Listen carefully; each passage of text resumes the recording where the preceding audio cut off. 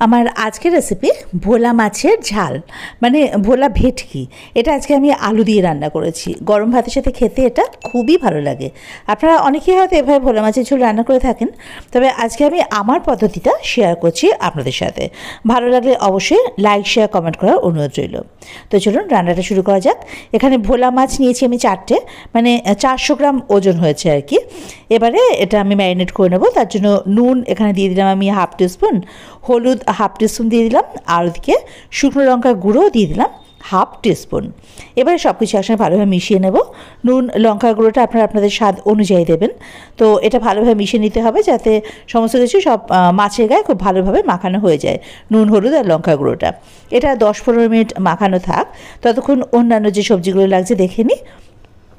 আমি এখানে পেঁয়াজ নিয়েছি, একটা বড় পেঁয়াজের অর্ধেকটা কুচিয়ে নিয়েছি, আর বাকি অর্ধেক পেঁয়াজ, 2টো কাঁচা লঙ্কা, হাফ ইঞ্চি আদা আর 2টো রসুনের কোয়া, এই দিয়ে এটা বেটে নেব আমি।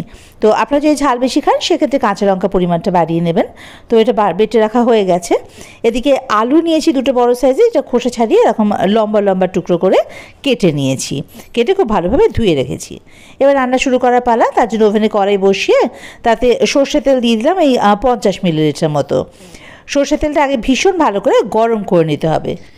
তারপরে ফ্লেমটাকে মিডিয়াম টু লোতে রেখে মাছগুলো একে একে ছেড়ে দিতে হবে। তেলটা যদি আগে বেশ ভালোভাবে গরম করে নেওয়া যায় তাহলে কিন্তু মাছ ভাজার সময় কখনোই কড়াইতে লেগে যায় না। তো এখানে দেখুন তেলটা একদম ধোয়া ওঠা গরম হয়ে গেছে। এবারে ফ্লেমটা মিডিয়াম টু লোতে করে ওই নুন হলুদ মাখিয়ে রাখা যে মাছগুলো যেটা ম্যারিনেট করে রেখেছিলাম সেগুলো একে একে দিয়ে দেবো তেলের মধ্যে। আগে কিন্তু নাড়বো না, এই মিনিট খানেক থাক এটা। এখন ফ্লেমটাকে আবার মিডিয়াম টু হাইতে করে দেবো। মিনিট খানেক কি মিনিট দেড়েক সময় লাগবে, বেশিক্ষণ সময় লাগে না। তো একটা পিঠে একটু রং ধরলে সেটা কিন্তু উল্টে দেবো। এই যে দেখুন মাছগুলো একটা দিক ভাজা হয়ে গেছে। এবারে মাছগুলোকে একটু উল্টে দেবো। এবারে অপর পিঠটা কিছুক্ষণ রেখে দেবো তেলের মধ্যে। খুব বেশি সময় লাগবে না, ভোলা মাছ এমনিতেই ভাজা তাড়াতাড়ি হয়ে যায়। তারপরে মাছের একটা পিঠ ভাজা হয়ে গেলে অপর পিঠ ভাজতে বেশি সময় লাগে না, মিনিট খানেক। দেখুন মাছগুলো ভাজা কিন্তু কমপ্লিট হয়ে গেছে। এই যে একটু লাল করে ভেজে নিয়েছি মাছগুলো। আর ভোলা মাছ খুব নরম হয়, কাজেই একটু সাবধানে মাছগুলো একটু নাড়াচাড়া করতে হবে, না কিন্তু ভেঙে যাওয়ার চান্স থাকে। মাছ ভাজা হয়ে গেছে। এবারে একই তেলে ওই যে আলু কেটে রেখেছিলাম সেই আলুগুলো দিয়ে দেবো। এবারে এর মধ্যে দিয়ে দেবো স্বাদ মতো নুন, হলুদ আর লঙ্কার গুঁড়ো। আমি এখানে 1 টিস্পুন নুন, 1 টিস্পুন হলুদ আর লঙ্কার গুঁড়ো ওই 1/4 টিস্পুন মতো দিয়েছি, কারণ ঝাল তো আমরা বেশি খাই না। তারপরে কাঁচা লঙ্কা বাটাও রয়েছে।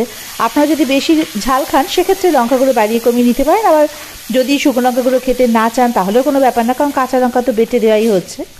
তো এই যে দেখুন আলুগুলো ভাজা হয়ে গেছে। খুব বেশি সময় লাগে না, হাই ফ্লেমে এটা ভেজে নিয়েছি মোটামুটি মিনিট 2, খুব বেশি হলে। আলু ভাজা কমপ্লিট। এবারে এগুলো তুলে নেব।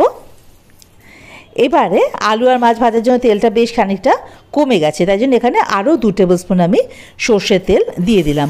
আপনারা যদি তেল কম খান সেক্ষেত্রে কিন্তু আর তেল দেওয়ার প্রয়োজন নেই।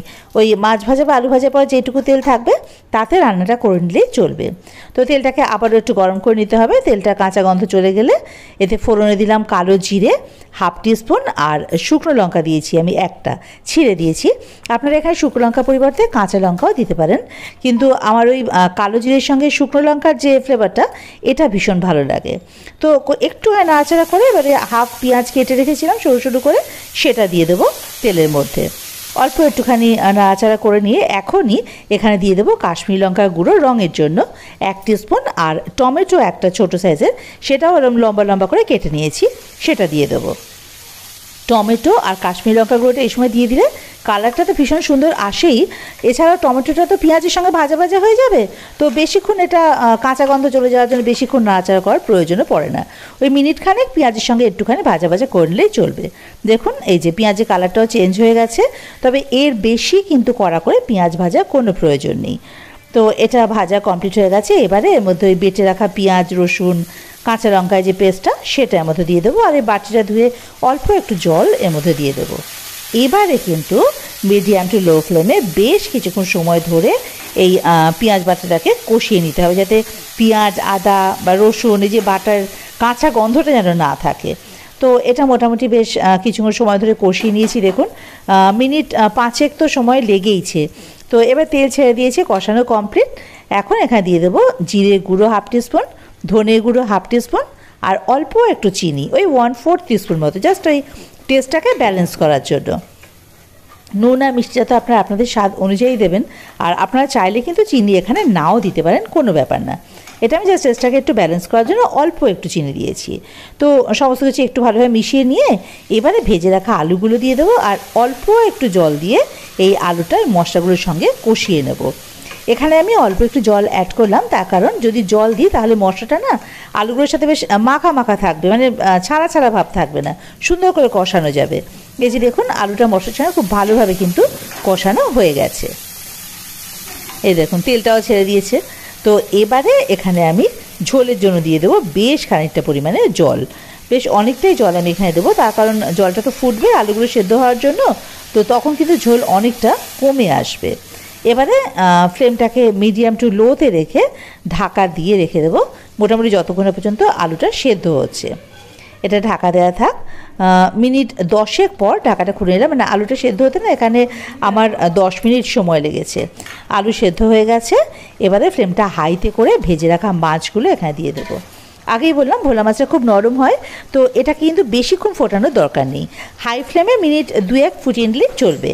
তো মাছগুলোকে ঝোলের মধ্যে বেশ ভালো করে ডুবিয়ে দিতে হবে যাতে মাছগুলো পুরো ভালোভাবে সেদ্ধ হয়ে যায়। আর এ দেখুন আলুটাও সেদ্ধ হয়ে গেছে, আর মাছের মধ্যে মশলাগুলো ঢুকে যায়। দিয়ে দেবো ওপর থেকে কাঁচা লঙ্কা, ওই 2টো কাঁচা লঙ্কা চিড়ে দিয়েছি, আর ধনেপাতা কুচি। এবারে ওই ফ্লেমটাকে অফ করে স্ট্যান্ডিং টাইমে রেখে দেবো মিনিট 2-1। মোটামুটি সব কিছু ফুটে গেছে খুব ভালোভাবে। এবার ফ্লেমটাকে অফ করে দেবো যাতে ফ্লেভারগুলো ভালোভাবে ঝোলের মধ্যে ঢুকে যায়। দেখুন মিনিট 2 পর ঢাকাটা খুলে নিলাম। রেডি আমাদের আলু দিয়ে ভোলা মাছের ঝোল। এবারে গরম গরম ভাতের সঙ্গে সার্ভ করুন, দারুণ লাগে খেতে কিন্তু। তো আপনাদের কেমন লাগলো এই রেসিপিটা? আপনারা কিন্তু অবশ্যই বাড়িতে এটা রান্না করে খেয়ে দেখবেন, আর আমাকে জানাবেন যে আপনাদের কেমন লাগলো। আমার কিন্তু এগুলো জানতে খুব ভালো লাগে, কমেন্ট বক্সে আমাকে জানাতে ভুলবেন না।